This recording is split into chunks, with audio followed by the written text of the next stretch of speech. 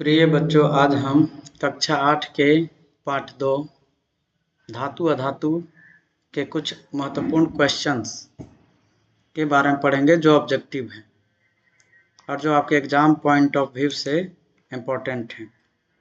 तो question number first है, एक मुलायम धातु जिसे चाकू से काटा जा सकता है। तो आंसर हम डायरेक्ट बताएंगे आपको क्योंकि समय व्यर्थ न हो। तो सोडियम एक ऐसा मुलायम धातु है जिसे चाकू से हम आसानी से काट सकते हैं। अगला क्वेश्चन है कि एक उच्च आघातवर्धनीय धातु जिसका उपयोग खाद्य पदार्थों को पैक करने के लिए किया जाता है। तो खाद्य पदार्थों को पैक करने के लिए हम लोग एल्युमिनियम धातु का प्रयोग करते हैं जो उच्च आघातवर्धनीय होती है। आघातवर्धनीय का अर्थ है कि धातु का वह भौतिक गुण जिसको किसी भी धातु को पीट करके पतली चादर के रूप में परिवर्तित किया जा सकता है। अगला क्वेश्चन है तीसरा कि एक धातु जिसमें चमक होती है। तो आयोडीन एक ऐसा धातु है जिसमें चमक होती है। चौथा नंबर क्वेश्चन है कि किस अधातु की भौतिक अवस्था द्रव रूप में होती है। हम लोग पढ़े हैं कि सामान्यतः सभी धातुएं कठोर होती है और ठोस अवस्था में होती है, लेकिन एक ऐसा धातु है जो भौतिक अवस्था जो है द्रव के रूप में होता है। तो वह है पारा। आंसर हो जाएगा आपका पारा। पारा एक ऐसा धातु है जो द्रव अवस्था में कमरे के ताप पर होती है। अगला क्वेश्चन, निम्नलिखित में से किस को पीट करके पतली चादर में परिवर्तित किया जा सकता है। तो आंसर हो जाएगा जिंक को पीट करके पतली चादर में परिवर्तित किया जा सकता है, यानी बदला जा सकता है। अगला क्वेश्चन 6 नंबर, निम्नलिखित में से किस को पिघलाकर नया रूप दिया जा सकता है। तो हम लोग इसका आंसर आपका लोहा को हम लोग पिघलाकर किसी भी नए चीज के रूप में बदल सकते हैं। अगला क्वेश्चन है आपका कि निम्नलिखित में से किसको पतले तार में परिवर्तित कर सकते हैं। तो यहाँ पर आंसर हो जाएगा आपका सोना को हम लोग पतले तार में परिवर्तित कर सकते हैं।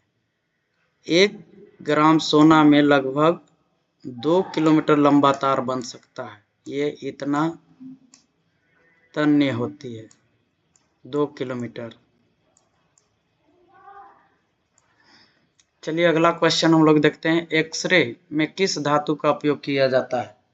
एक्सरे में किस धातु का उपयोग किया जाता है। तो वो है लेड यानी सीसा, जिसका सूत्र Pb भी होता है। 9 नंबर क्वेश्चन हम लोग देखते हैं कि किस अधातु का उपयोग जल के शुद्धिकरण में होता है।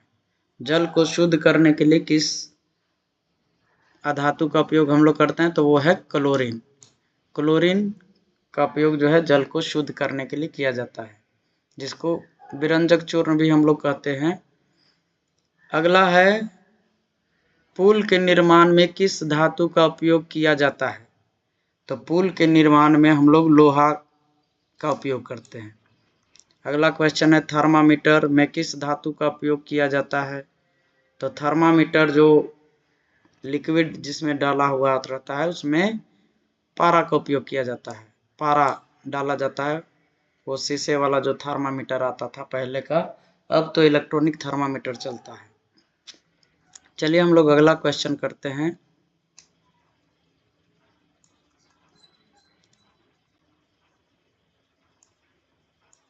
क्वेश्चन नंबर 12, झारखंड के जादूगोड़ा में किस धातु की प्रचुरता विद्यमान है।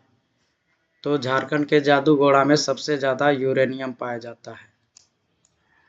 अगला क्वेश्चन है कि झारखंड के किस जिले में सबसे अधिक अभ्रक मिलता है।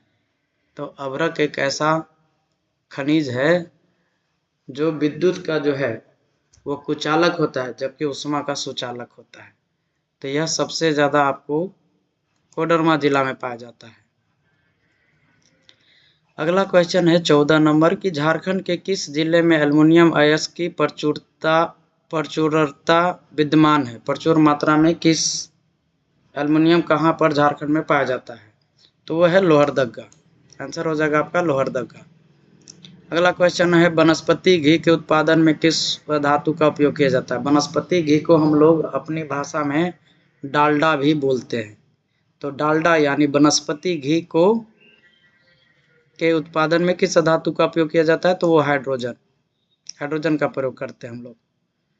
16 नंबर क्वेश्चन है कि अंतरिक्ष शोध में किस अधातु का उपयोग किया जाता है। तो एक क्वेश्चन आप लोगों के लिए छोड़ रहे हैं, आप लोग कमेंट में इस क्वेश्चन का आंसर अवश्य दें। धन्यवाद।